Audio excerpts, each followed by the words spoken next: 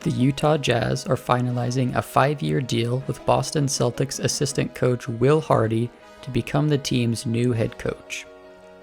Hardy was reported to be the frontrunner a few days ago, and now the Jazz are moving forward to make the 34-year-old the youngest head coach in the NBA.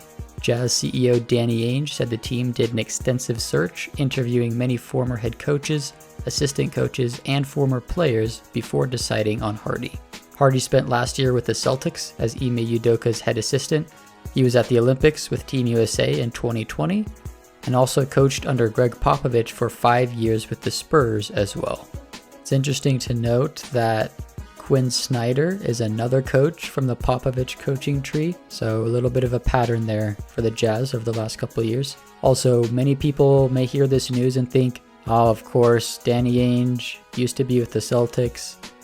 Will Hardy used to be with the Celtics. This is just Danny Ainge helping his boy out. This past season was Hardy's first with the Celtics, and he was brought to Boston by Coach Udoka.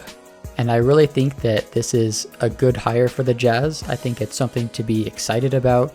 I personally am happy that they decided to go with a new head coach rather than someone like Terry Stotts or Frank Vogel, who have already had a couple of chances in the NBA as a head coach. I like going the youth route, and something that gives me optimism is that a lot of Celtics fans are very disappointed to see Coach Hardy leave. And so that doesn't guarantee that he's a good head coach, but it is definitely a good sign that they're sad to see him go. The Jazz have also hired David Fizdale to an associate GM position.